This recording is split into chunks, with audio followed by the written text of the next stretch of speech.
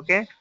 ఇప్పుడు మీరు ఫైన్. ఇప్పుడు అక్కడ ఎర్రర్స్ ఎందుకు చూపిస్తున్నాయి అంటే ఎన్ వాల్యూ మనకు తెలియదు కాబట్టి, అని టెంప్ ఈజ్ ఈక్వల్ టు ఎన్ అని ఇచ్చాం కదా, ఎన్ వాల్యూ తెలియదు కాబట్టి అక్కడ ఎర్రర్ త్రో చేస్తుంది అది. ఓకేనా? లైన్ నెంబర్ 10 దగ్గర క్లిక్ చేసి buffer reader B capital buffered BUFFERED R capital reader Sindhu చూస్తున్నారండి?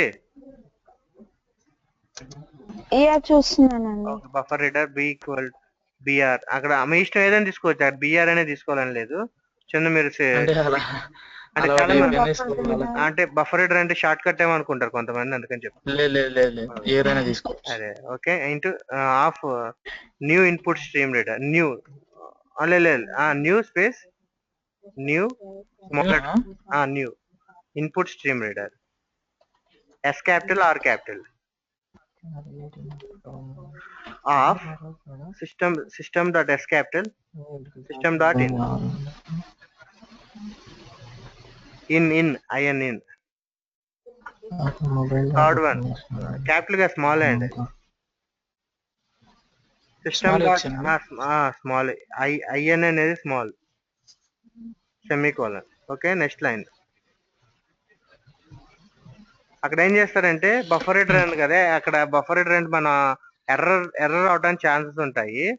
పాలిండ్రోమ్ క్లాస్ నేమ్ దగ్గర పాలిండ్రోమ్ ఉంది కదా, I mean public static void main ఉందా, అక్కడ త్రోస్ ఐఓ ఎక్సెప్షన్ కొట్టండి. IO capital exception. ఓకే, మీరు లైన్ నెంబర్ 8 దగ్గర కంట్రోల్ షిఫ్ట్ ఓ క్లిక్ చేయండి. లైన్ నెంబర్ 8 దగ్గర మీరు స్టార్టింగ్ లో మీరు ప్లేస్ చేసి control okay okay. Package automatic తీసేసుకుంది కదా.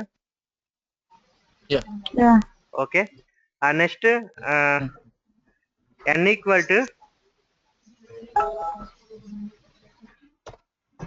To integer dot I capital integer dot పార్సింట్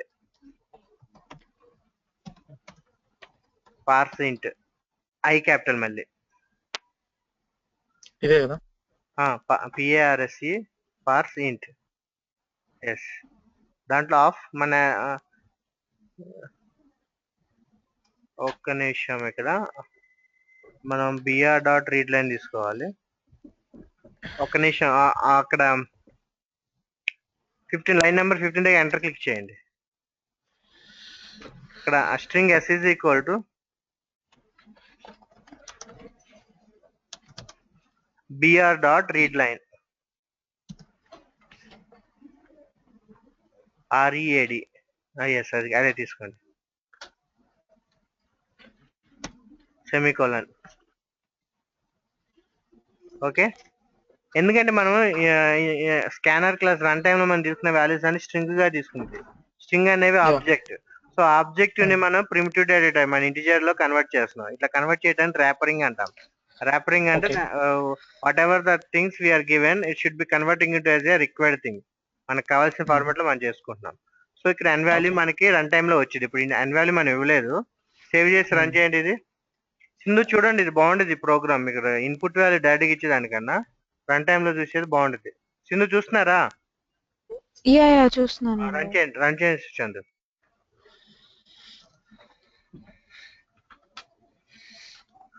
run on server కాదు, run on Java application.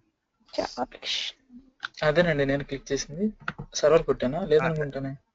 Server కొట్టారు. అవునా, సారీ. లేదు, జావా అప్లికేషన్ క్లిక్ చేశాను కదా. Okay okay.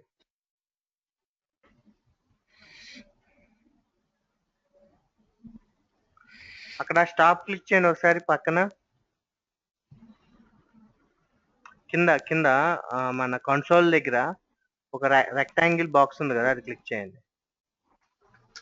Okay okay. ఇక్కడ ఏంటంటే అక్కడ కర్సర్ చూపిస్తుంది. ఏంటంటే మనకి స్టేట్మెంట్స్ లేవు. ఇప్పుడు అక్కడ కర్సర్ బ్లింక్ అవుతుంది కదండి అవుట్పుట్ లో, కన్సోల్ లో చూసారా? అక్కడ మనకి ఏదైనా ప్రింటింగ్ స్టేట్మెంట్ ఉంటే మనకి క్లియర్ గా ఐడియా ఉండేది. అక్కడ స్టేట్మెంట్ ఏం లేదు కదా, అందుకని చెప్తుంది. 1 2 3 టైప్ చేయండి, అది చెప్తాను.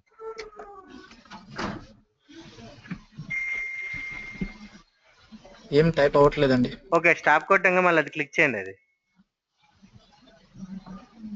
రన్ చేయనా మళ్ళీ? మళ్ళీ రన్ చేయండి.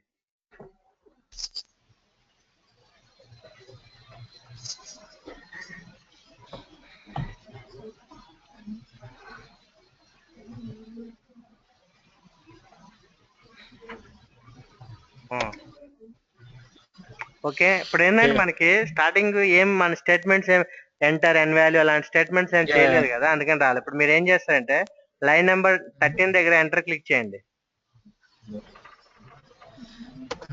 అక్కడ system dot out println enter N value.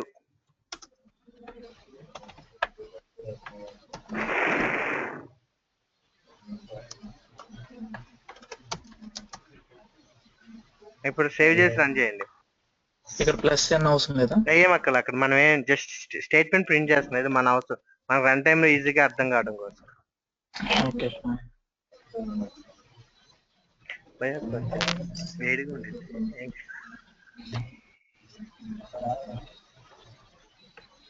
చూసారు ఇందాక దానికి ఇప్పుడు దాని డిఫరెన్స్. జస్ట్ ఇది వచ్చింది మనకి. స్టేట్మెంట్ మనకి క్లారిటీ కోసం అంతే కదా. ఇక్కడ ఏంటంటే మామూలుగా రన్ టైమ్ పాలిండ్రోమ్ అంటే మన ఇన్పుట్ వాల్యూ ఇస్తాం కదా 4 5 6 అని, దాన్ని రివర్స్ చేస్తే ఏమొచ్చింది number 654. So 4 5 6 6 5 4 both are same, not same. So అంటే అవి నాట్ పాలిండ్రోమ్. అదే మనం 4 5 4 ఇవ్వండి, మీరు రన్ చేసి రివర్స్ నెంబర్ కూడా 4 5 4 వచ్చింది. సో అప్పుడు అది పాలిండ్రోమ్.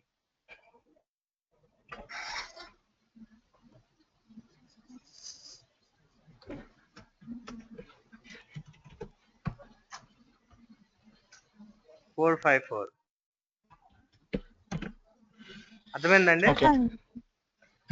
ఇది ఇన్పుట్ వాల్యూస్ మనం ఇంటిజర్ ఎట్లా చేయాలి అనేది. ఇప్పుడు ఇక్కడ 45 కదా ఆర్ వాల్యూ.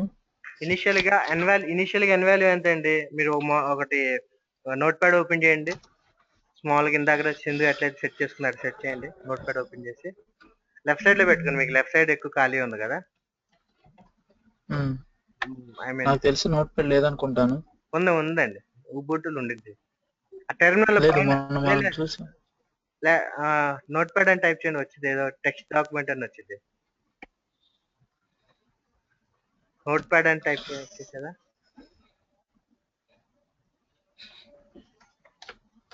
టెక్స్ట్ డాక్యుమెంట్ అని ఉంటుంది. అక్కడ ఉన్నాను చెప్తాను. నోట్బుక్ ఉన్నదా క్లిక్ చేయండి.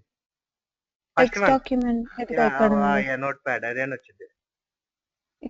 ఇదా ఫస్ట్ వన్ కదా, లాస్ట్ నుండి థర్డ్ వన్. ఇదా? Yes yes. అది వర్డ్ లోకి వెళ్తుంది. ఫస్ట్ నోట్బుక్ వస్తుంది, నోట్ రాదా? సరే ఫస్ట్ వన్ క్లిక్ చేయండి. అది వర్డ్ సింబల్ చూస్తుంది కదా.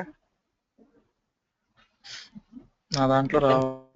ఎందుకు డెస్క్టాప్ మీద ఎంటీ స్పేస్ మీద రైట్ క్లిక్ ఇచ్చి టెక్స్ట్ డాక్యుమెంట్ అన్నది అది ఓపెన్ చేయండి.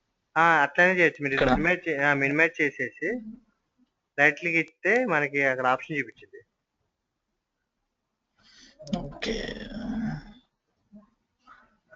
ఆల్రెడీ ఇక్కడ కొన్ని డాక్యుమెంట్ చూపిస్తున్నాయండి మీది. ఏంటండి? స్టార్టింగ్ నుంచి చూడండి, అది సెకండ్ వన్ మజిల్లా ఫైర్ బాక్స్ కిందది. అది వర్డ్ డాక్యుమెంట్, అది మజిల్లా ఫైర్ బాక్స్ కిందది సింబల్. ఇది మనం VMware లో రన్ చేస్తున్నాం కదా, బాగా స్లో ఉంది. ఓకే, మీరు అయితే ఒక పని చేయండి, VMware ని కొద్దిగా మినిమైజ్ చేసుకోండి, కోడింగ్ కనపడే విధంగా మినిమైజ్ చేయండి VMware ని. ఇది లైబ్రరీ ఆఫీస్ రైటర్ అని ఉంది. లైబ్రరీ ఆఫీస్ అదంటే వర్డ్ డాక్యుమెంట్. అది కింద కొద్దిగా అది Excel, MS access. Okay okay okay, మీరు VMware ని కొద్దిగా మినిమైజ్ చేయని చెప్తాను.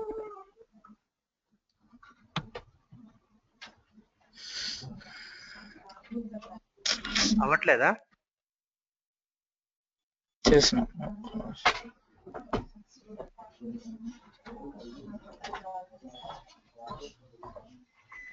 ఫైన్ కదా. ఓపెన్ చేయనా? ఎంటైర్ స్క్రీన్ కనబడుతుంది కదా మీకు. ఓకే ఓకే, ఇప్పుడు విండోస్ లో మనది ఓపెన్ చేయండి. నోట్ ప్యాడ్ ప్లస్ కాదు, note pad.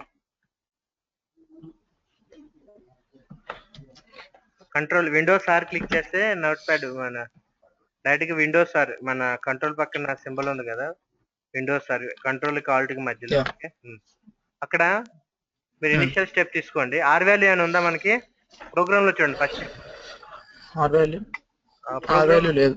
Starting R value is equal to n%. లేదు, మనకి లైన్ నెంబర్ 10 నుండి స్టార్ట్ అయింది కదా ఎగ్జిక్యూషన్. చందు వింటున్నారా? లైన్ నెంబర్ 10 నుండి స్టార్ట్ అయింది మనకి Yeah, execution. వింటున్నాను. లైన్ నెంబర్ 10 లో ఏముంది? ఆర్ వాల్యూ డిక్లరేషన్ ఉంది. So R value just type చేయండి. ఆర్ వాల్యూ లేదు, నోట్ ప్యాడ్ లో ఆర్ వాల్యూ టైప్ చేయండి. చేశారా? Next line, next enter click చేయండి ఆడ నోట్ ప్యాడ్ లో. ఓకే, ఇక్కడ ప్రోగ్రామ్ లో 11 లైన్ నెంబర్ 11 ఏముంది? REV is equal 0. Okay, REV equal 0 అని టైప్ చేయండి. ఓకే, నెక్స్ట్ లైన్ నెంబర్ 12 లో ఏముంది? Just declaration temp, TMP. Okay, మనం అక్కడ ఏం తీసుకోలేదు. నెక్స్ట్ ఎన్ వాల్యూ డిక్లరేట్ చేసాం. ఓకే, నెక్స్ట్ 14 అండ్ 15 ఏంటి? మనం సమ్ ఏదో రన్ టైమ్ లో వాల్యూ తీసుకుంటాము. ఆ వాల్యూ దేనికి అసైన్ చేస్తున్నాం? ఎన్ కి అసైన్ చేస్తున్నాం. ఓకేనా?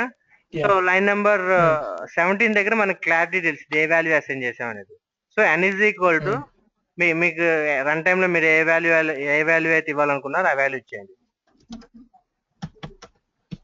ఓకే, నెక్స్ట్ లైన్ ఏముంది? Temp is equal 10. So temp equal to N అంటే ఏంటి?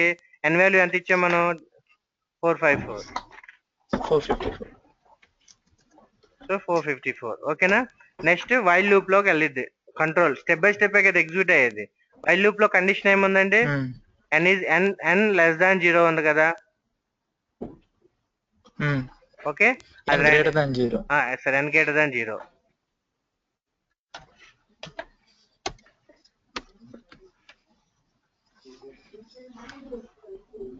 అక్కడ ఎన్ వాల్యూ ఎంత అండి మనకి? ఇనిషియల్ గా N value 454. 454.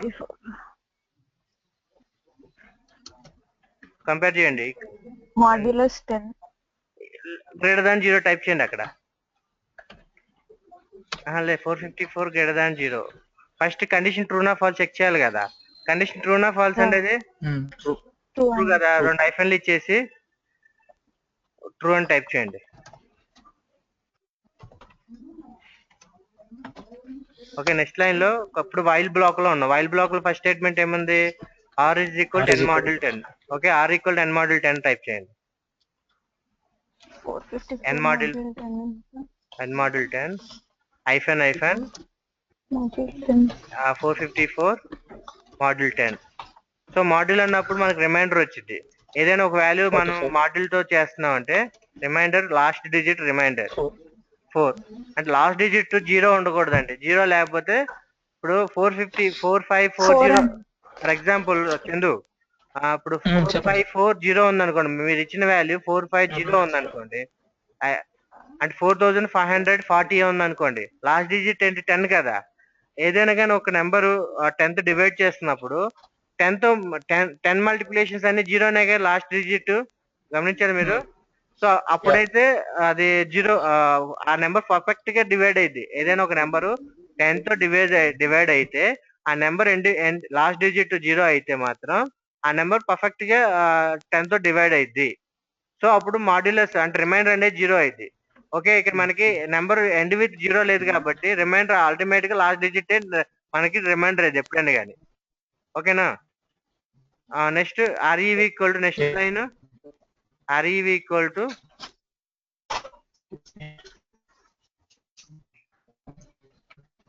REV into 10 plus R. మీ స్క్రీన్ కనపడతలేదు చందు.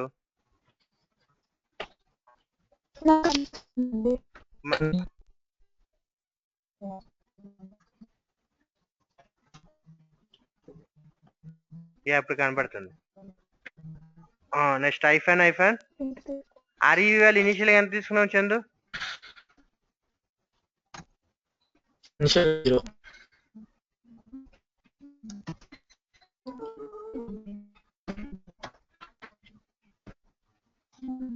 సో ఆర్ఈవి ఇనిషియల్ గా 0 కాబట్టి ఐఫాన్ ఆర్ఈవి ప్లేస్ లో 0 పెట్టుకోండి.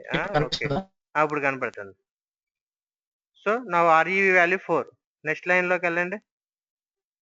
n is equal n/10. Sorry n/10. n value ఎంతండి మనం ఇచ్చింది 454. సో n వాల్యూ చేంజ్ కాలేదు కాబట్టి n వాల్యూ 454/10. ఇక్కడ మనకి డివిజన్ అంటేనేమో కోఎఫిషియంట్ తీసుకుంటాము. 454/10 అంటే 45 ఆన్సర్. ఒకవేళ మీకు డౌట్ ఉంటే మాన్యువల్గా చేంజ్ చేయండి మీరు.